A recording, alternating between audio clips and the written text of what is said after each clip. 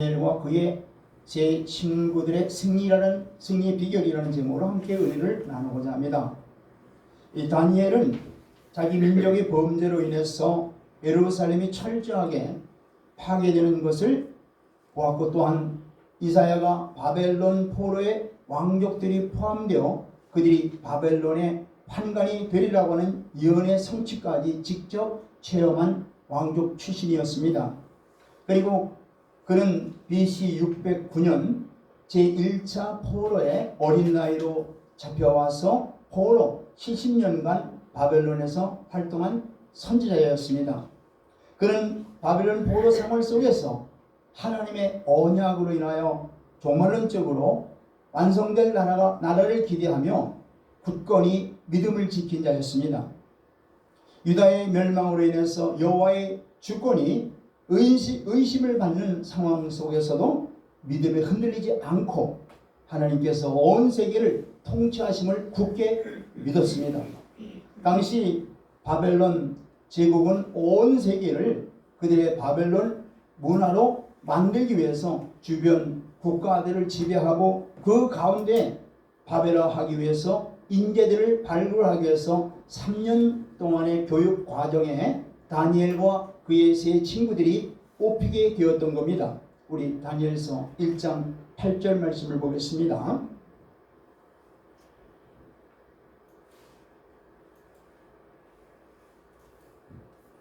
시작. 다니엘은 뜻을 정하여 왕의 음식과 그가 마시는 포도주로 자기를 더럽히지 아니하리라 하고 자기를 더럽히지 아니하도록 환관장에게 구하니. 아멘. 그 식탁에 나오는 고기는 피를 뿌려 잡은 고기거나 또는 부정한 동물의 고기 또는 우상에게 바쳤다는 음식 등으로 인해서 그들은 하나님의 말씀에 순종하기 위해서 고기 대신에 채소로 먹게 해달라고 그들의 제의에 하나님의 은혜로 허락을 받아서 그 교육 과정을 잘 마치게 되었습니다. 이들은 철저하게 하나님 말씀이면 목숨을 걸고 지키는 흔들리지 않는 믿음을 생활했던 자들입니다. 그들은 하나님 말씀 지키는 것을 굳건하게 결단한 자들입니다. 그러므로 다니엘에게 특별히 그 나라의 술객들보다 지혜를 10배나 더 주어서 그 나라 총리직에, 그리고 그 제 친구들은 지방 장관직을 얻게 되었던 겁니다. 하루는 느부갓네살 왕이 꿈을 꾸는데 이를 해석할 그 나라의 술객들이 한 명도 없었던 겁니다. 그래서 이 꿈을 해석 못하면 모든 술사들은 죽이겠다는 왕의 명령을 내렸을 때에 이 소리를 들은 다니엘이 군의대장 아리옥에게 말하여 꿈을 해석할 기회를 달라고 허락을 받은 거예요. 그래서 다니엘은 하나님이 주신 지혜로 그 꿈을 해석해 주었던 겁니다. 그 꿈의 내용은 뭐냐면 세상 역사는 하나님이 다스리고 계시고 있다는 것과 궁극적으로 뜨인 돌인 메시아께서 이 세상 나라들을 무너뜨릴 것이라는 그런 내용이었습니다. 그 자기가 꿈 내용이 그렇다고 하는 것을 알고 느부갓네살 왕은 처음에는 지극히 겸손한 자세를 취했던 겁니다. 그러나 이 계시를 온전히 깨닫지 못하고 느부갓네살 왕은 거대한 큰 그 금신상을 두라 평지에다가 세워놓고 모든 백성들과 모든 관리들에게 숭배하도록 명을 내렸던 것입니다. 그래서 꿈 내용에서 이 뜨인 돌이 자기가 꾼 신상을 파괴하는 것은 바로 자기의 나라가 망할 것이라는 모종의 그 우약감을 느꼈기 때문에 그는 꿈에서 본 신상과 비교할 수 없을 만큼 엄청난 큰 상을 만들되 그 상의 재료는 모두 다 금으로 다 입힌 거예요. 이렇게 세워놓은 금신상에 동원된 모든 악기 소리를 낼 때에 모든 자들이 엎드려 절하라고 명령을 내린 거예요. 다니엘서 3장 6절 볼까요?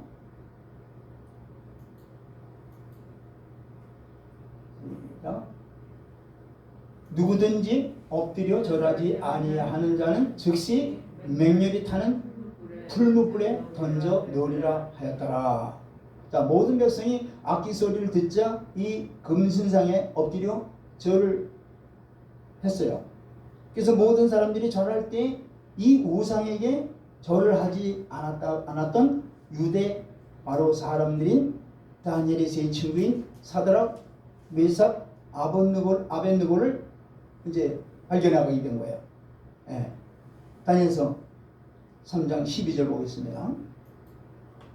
시작. 이제 유다 사람 사드락과 메삭과 아벳느고는 왕이 세워 바벨론 지방을 다스리게 하신 자이건을 왕이요 이 사람들이 왕을 높이지 아니하며 왕이 신상들을 섬기지 아니하며 왕이 세우신 금신상에 절하지 아니하나이다.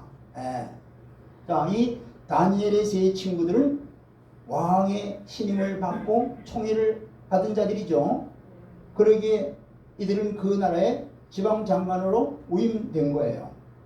그러니 이 고발인들은 이들에게 질투가 얼마나 평소에 심했던 것을 알 수 있겠죠. 이 많은 군중이 신상에 다 절을 했지만은 하나님께 영광을 돌리고 신앙에 굳게 서 있는 이들은 만왕의 왕이요 만주의 주님 이외에는 아무에게도 절하려 하지 아니했던 겁니다. 13절로 15절에 보니까 이 고발당한 이들을 향해서 느부갓네살 왕은 노를 바라며 그 고발 내용과 같이 저희들을 절하지 아니하였느냐, 너희들 절하지 않았느냐 이렇게 하면서 지금이라도 이제라도 준비했다가 다음번에 울리는 악기 소리가 나면은 엎드려 절하라. 만약에 절하지 아니하면은 즉시 너희를 극렬히 타는 풀불 가운데 던져 놓을 것이니 능히 내 손에서 건져낼 신이 누구냐 하면서 한번 용서하고 기회를 주었던 겁니다. 그래서 느부갓네살 왕은 세상 나라의 흥망성쇠를 주관하고 통치하시는 자를 통치자들을 세우신 분은 바로 하나님이신 것을 꿈을 통해서 분명히 그는 깨달았던 거예요. 그러나 여기서는 바로 이 왕은 그 사실을 기억하지 못하고 자신의 권세와 소유를 주장하고 말았던 겁니다. 이와 같이 온 우주를 만드시고 지금도 통치하시고 다스리시는 분이 하나님이심을 모르면 그 누구라도 어리석고 우둔한 불쌍한 인간이라는 겁니다. 다니엘서 3장 16절 볼까요? 시작. 사드락과 메삭이 아벳느고가 왕에게 대답하여 이르되 느부갓네살이여 우리가 이 일에 대하여 왕에게 대답할 필요가 없나이다. 다니엘 제 친구들은 왕에게 구차하게 변명하며 생명을 구걸하거나 또는 하나님께만 절해야 하는 이유를 설명할 필요가 없다는 얘기예요. 왜냐하면 느부갓네살 왕이 그의 꿈을 다니엘의 그 해몽을 통해서 이미 충분하게 알았기 때문인 것이죠. 그래서 이 세 친구들은 하나님께 순종하는 것이 얼마나 중요한 것인지를 그들 민족의 역사에서 계시하시어 일하시는 하나님을 그들은 옳게 깨달았던 겁니다. 자신들이 이렇게 바벨론이라고 하는 이국 땅에서 민족적으로 멸시를 받으면서 고로의 생활을 할 수밖에 없었던 것도 하나님의 말씀을 순종하지 않았기 때문이라는 것을 그들은 깨달은 거예요. 더 이상 이런 우상인 신상에다 절함으로 죄를 범하는 일을 절대 하지 않겠다고 그들은 결심을 한 거예요. 그래서 왕은 우주의 통치자이신 하나님께 대한 그들의 충성심을 돌이킬 수 없었던 것이죠. 그들은 저희 조상들의 역사에서 하나님께 대한 불순종, 수치와 재난과 죽음을 가져오고 여호와를 경외하는 것은 지혜의 근본이 되고 모든 참 번영의 기초가 된다는 사실을 확실하게 그들은 체험적으로 알았던 겁니다.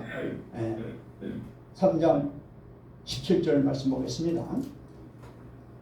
시작. 왕이여, 우리가 섬기는 하나님이 계시다면 우리를 맹렬히 타는 풀무불 가운데에서 능히 건져내시겠고 왕의 손에서도 건져내시리라. 아멘.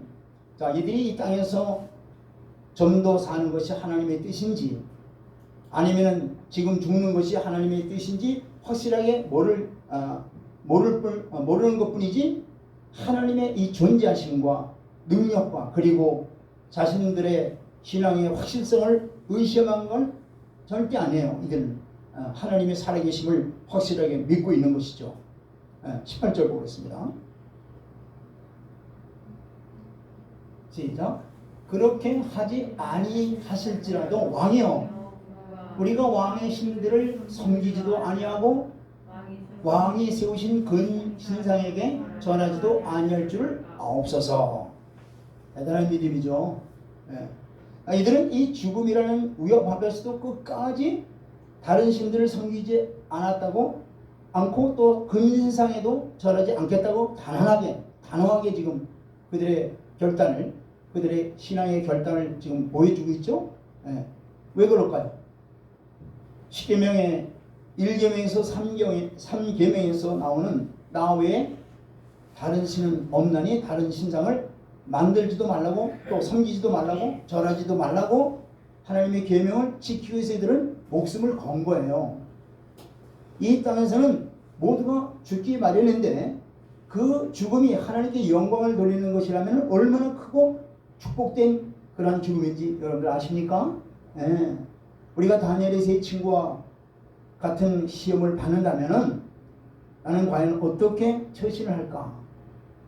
나는 참으로 그들처럼 목숨을 기꺼이 버릴 각오가 되어 있는가 하는 질문을 나에게 던져보게 됩니다. 현재 우리는 그렇게 큰 시험에 직면해 있지 않지만 매일매일 작은 시험과 도전들에 직면하고 우리가 살고 있지 않습니까? 이렇게 작은 것에 대응하면서도 사는 방식과 선택을 보면 미래에 닥칠 큰 시험에 어떻게 반응하고 선택할지를 예상할 수 있는 것이죠. 자, 계시록 13장 15절 보세요. 마지막 때에 이 지금 세 친구들이 당하는 그런 시험보다 더 큰 시험이 마지막 때에 기다리고 있습니다. 이게 바로 이거예요. 시작. 그가 권세를 받아 그 짐승의 우상에게 생기를 부어주어 그 짐승의 우상으로 말하게 하고 또 짐승의 우상에게 경배하지 아니하는 자는 몇이든지 다 죽이게 하더라. 여러분들, 이 말세 지말에 이 땅에서 큰 환난의 단계가 있을 일을 이 계시록 13장부터 이제 쭉 말씀하고 있는데 그 일 가운데 우상에게 절하는 문제가 나오죠.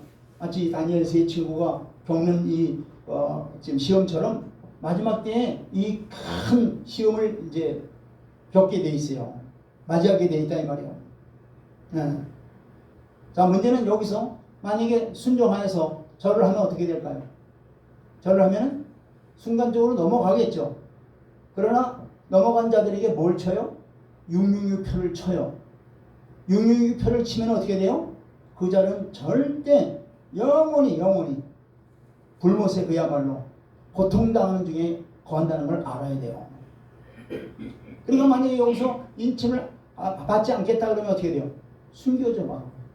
순교. 그러니까 둘 중 하나 택해야 되는 거예요.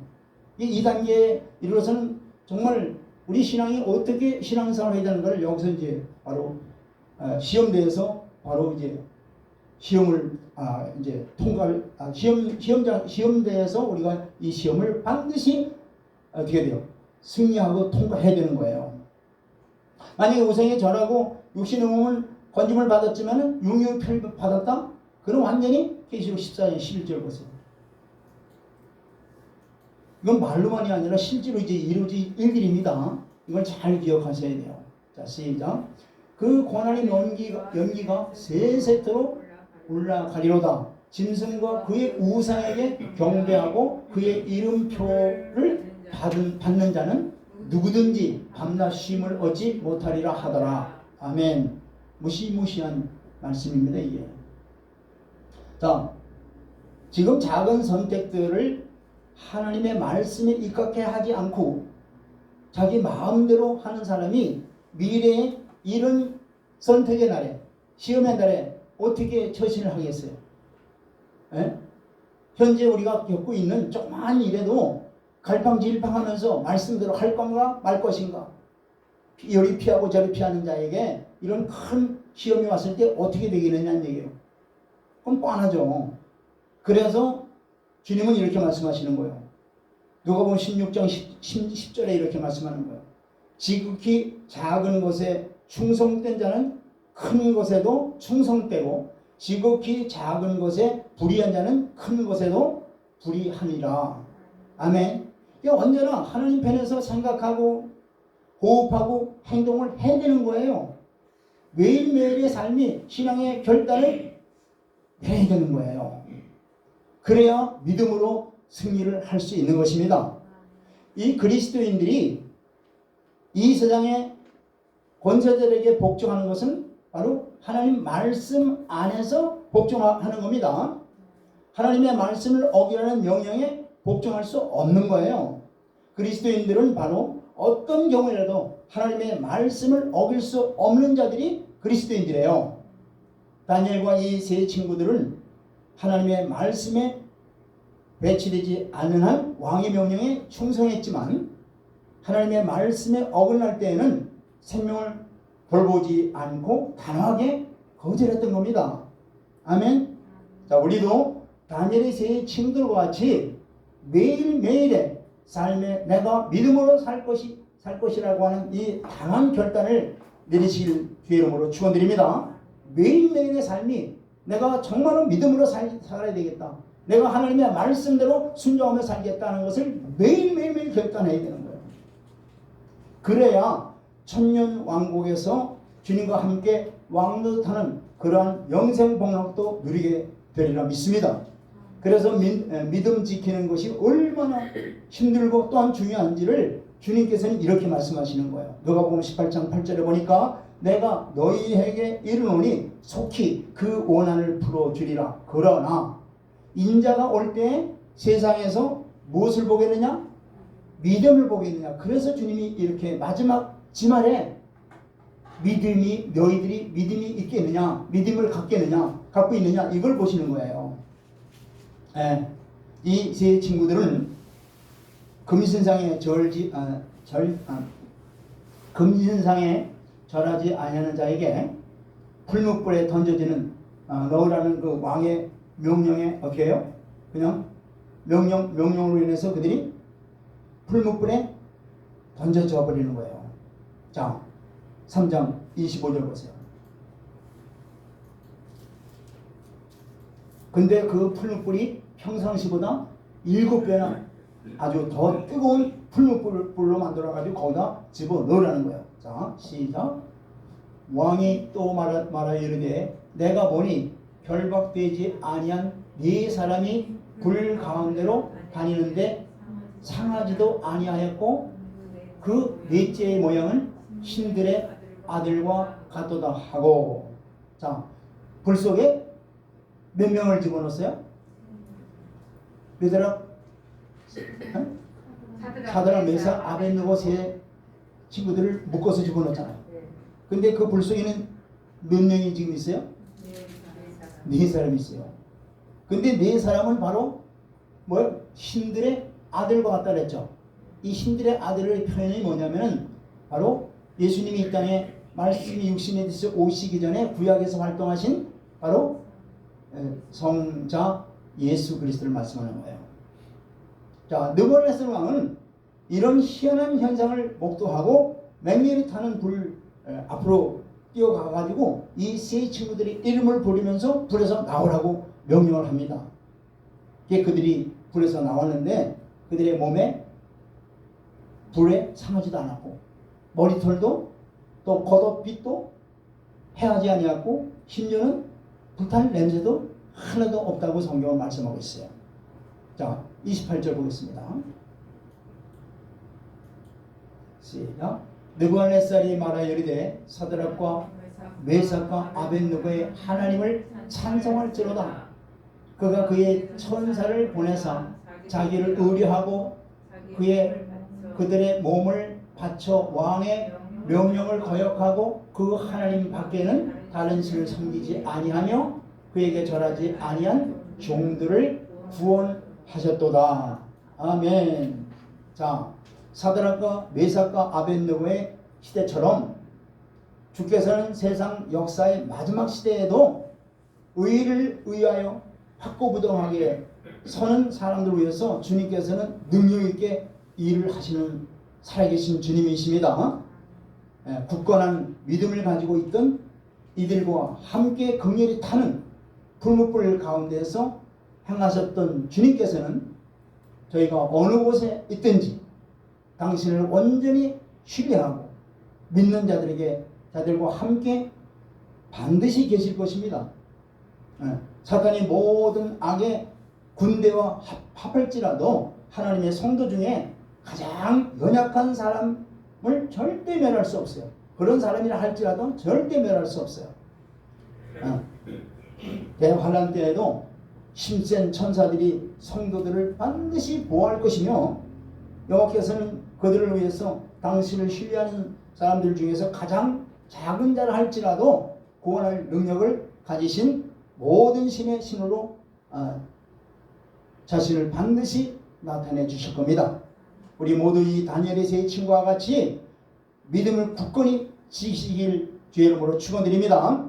믿음을 지키기 위해서는 날마다 내가 거룩하게 살아야 되겠다, 내가 말씀대로 순종하며 살아야 되겠다는 결단이 필요한 거예요. 날마다.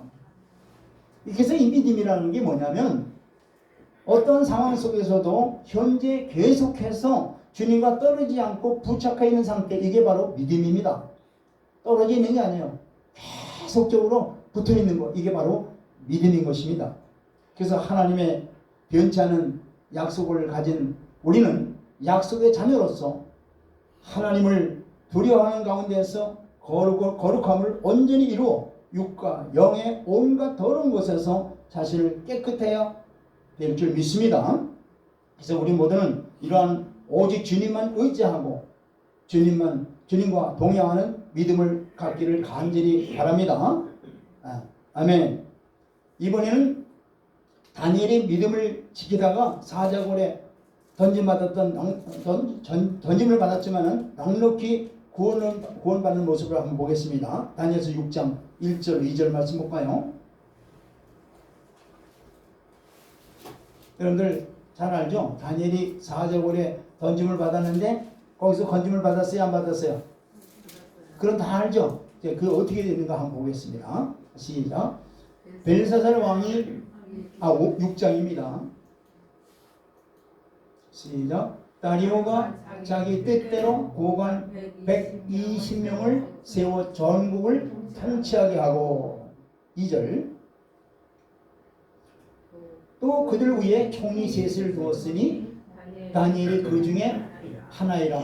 이는 고관들로 총리에게 자기의 직무를 보고하게 하여 왕에게 손해가 없게 하려 함이었더라.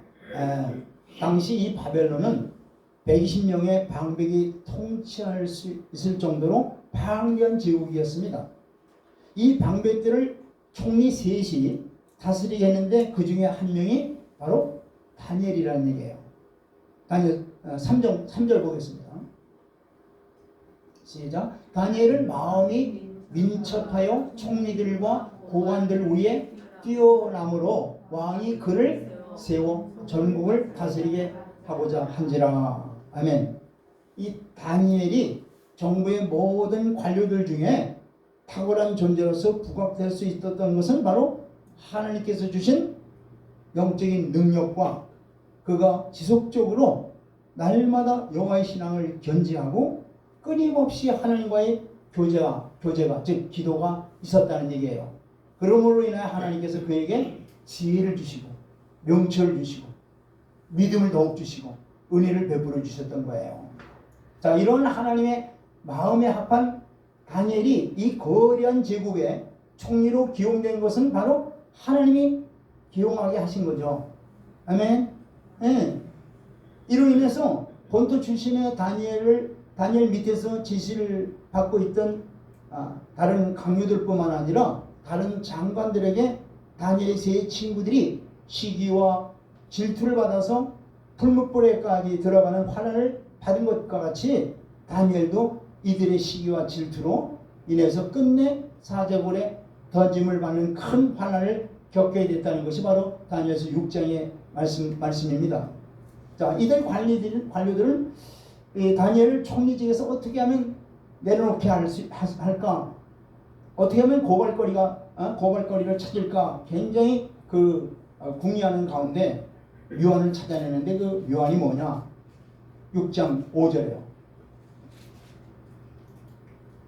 시작. 그들이 이르되 이 다니엘은 그 하나님의 율법에서 근거를 찾지 못하면 그를 고발할 수 없으리라 하고, 자, 다니엘이 직무상으로나 또 도덕적으로 흠을 잡을 데가 하나도 없어요.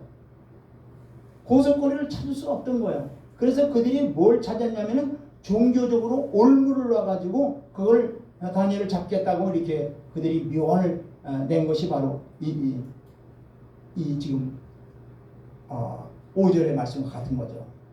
즉 다니엘의 세 친구들과 같이 여호와의 신앙을 견지하고 추워도 양보하지 않는 그의 그 점을 바로 이제 고소하는 자들이 노린 거야 바로.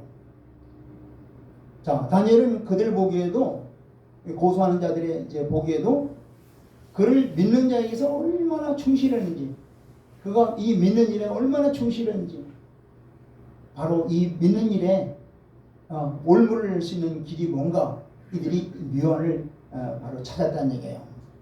자, 그들의 묘안은 엄한 금령을 세워가지고 그들의 왕의 법으로 확정하여 누구든지 변경하지 못하게 하려 하는 것인데, 바로 30일 동안 누구든지 왕 이외에 어떤 신이나 사람에게 무엇을 구하면 사제골에 던져넣기로 하는 법을 만들려고 한 것입니다. 그래서 그들이 이 조서를 꾸며가지고 왕에게 올려가지고 어인을 찍게 해가지고 다시는 그 법령이 변치 않도록 이렇게 딱 그렇게 그들이 계략을 세운 거죠. 이들이 꾸민 음모가 왕이 알 리가 없죠. 다니엘을 잡기 위한 그 묘력인지를 도저히 알 수가 없죠. 그러니까 왕은 그대로 도장을 어인을 찍을 수밖에 없는 것이죠. 자, 6장 10절 볼까요? 시작. 다니엘이 이 조서에 왕의 도장이 찍힌 것을 알고도 자기 집에 들어가서는 윗방에 올라가 예루살렘으로 향한 창문을 열고 전에 하던 대로 하루 3번씩 무릎을 꿇고 기도하며 그의 하나님께 감사하였더라. 아멘. 자, 다니엘은 이 금령이 자기를 해치기 위한 걸 알고 있었을까요? 모르고 있었을까요? 알고 있었죠. 그리고 법을 어기면 사제골에 던짐을 받는다는 것도 알고 있었어요.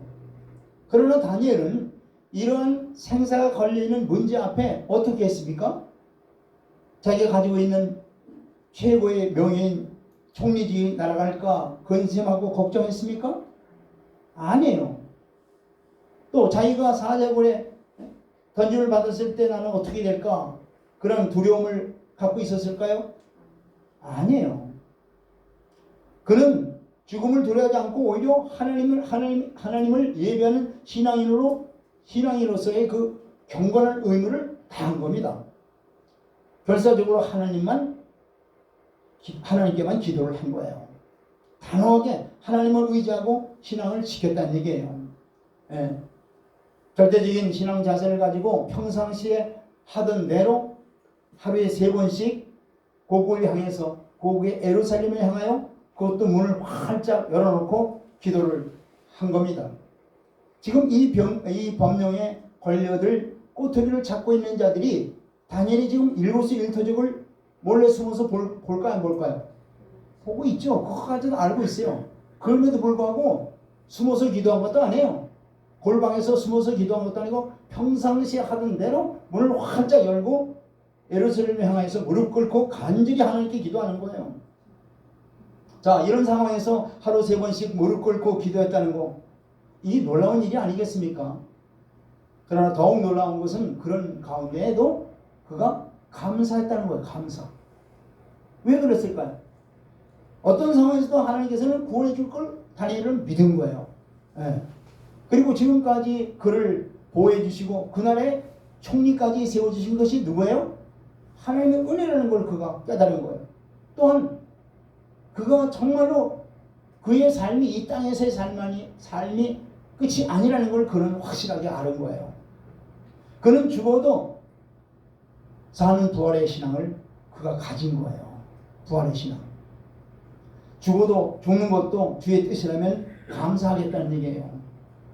이 다니엘의 예견대로 그 모함하던 무리들이 이 법령에 위반하는 것으로 왕께 보고하니 왕은 이 보고를 듣고 매우 근심한 거예요. 바로 왕이 비로소 그 금령이 다니엘을 해치기 위해서 음모했다는 것을 알고 왕은 근심하면서 마음 아파했다고 성경은 말씀하고 있습니다.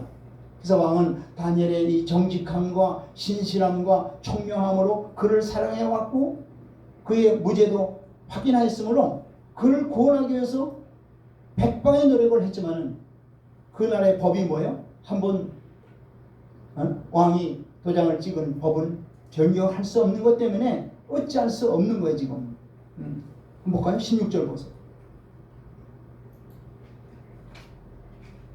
시작.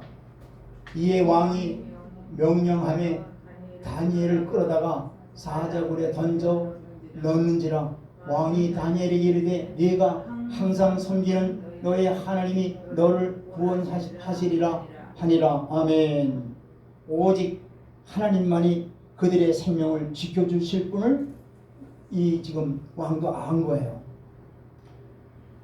우리의 목숨은 오직 하나님께만 달려 있습니다.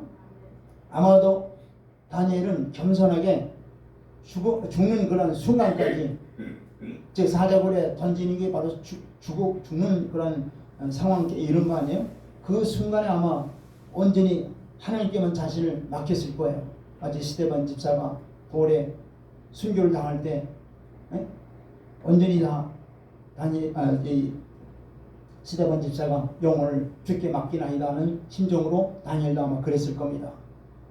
그리고 왕은 왕궁으로 돌아가서 밤이 새도록 금식하고 그 앞에 오락을 거치고 잠자기를 마다하다가 이튿날 아침 새벽에 급히 사자굴로 가서 슬피 소리질러 다니엘에게 묻되 뭐라고 묻느냐?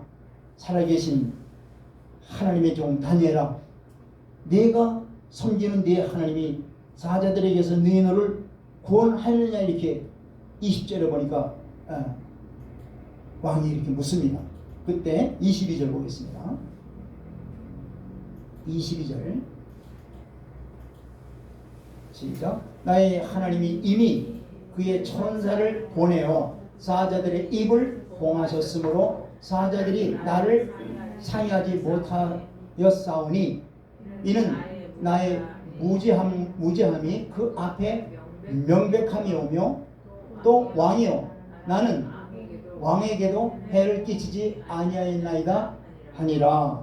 아멘. 23절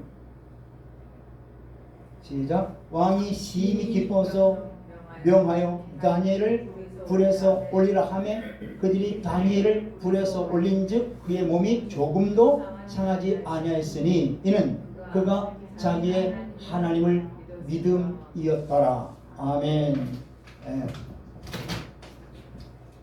하나님께서는 오늘날도 이러한 기적을 행하시는 살아계신 하나님이십니다. 왜 그럴까요? 하나님을 목숨을 걸고 믿고 순종하는데 어찌 만왕의 왕께서 그런 사랑하는 자들에게 뭐를 못 해주시겠습니까? 다 해주셔요. 그를 진정으로 사랑하고 그를 진정으로 의지하는, 그리고 그의 말씀이면 뭐든지 순종하는 하나님의 자녀들에게 뭔들 하나님이 못해 주시겠느냐는 얘기예요. 이 믿음을 통해서 이방나라 왕까지 또 다니엘이 믿는 하나님을 찬양하게 되는 것을 우리가 볼 수 있어요. 자, 26절 보겠습니다. 시작. 내가 이제 조서를 내려놓으라. 내 나라 관할 아래에 있는 사람들은 다 다니엘의 하나님 앞에서 떨며 두려워할지니 이는 살아계시는 하나님이시요 영원히 변하지 않으실 이시며 그의 나라는 멸망하지 아니할 것이요 그의 권세는 무궁할 것이며. 아멘. 하나님은 영원 무궁하신 살아계신 하나님이시며 온 우주를 통치하시는 하나님이시며 또한 하나님을 전적으로 의지하고 순종하는 자들에게 구원을 베푸시는 구원의 하나님이십니다. 아멘. 할렐루야. 우리도 다니엘의 세 친구들과 같이 금년 2022년부터는 날마다 믿음으로 살겠다는 굳은 결단을 하시기를 바랍니다. 그래서 날마다 참으로 하나님이 원하시는 아름다운 성령의 열매들을 많이 맺혀서 하나님이 기뻐 받으시는 그런 복된 자녀들이 다 되길 주의 이름으로 축원드립니다. 아멘. 하나님 아버지 감사드립니다. 이 귀한 진리를 깨닫게 해주시고 이 진리대로 살아갈 수 있도록 은혜 내려주시니 감사드립니다. 오직 다니엘의 세 친구들과 같이 온전히 진리를 따라 진리를 위해서 사는 그러한 복된 자녀들이 모두가 다 될 수 있도록 충만한 은혜를 내려주시고 함께해 주시고 역사해 주시옵기를 간절히 간구하고 나오며 예수 그리스도의 이름으로 기도드리옵나이다. 아멘.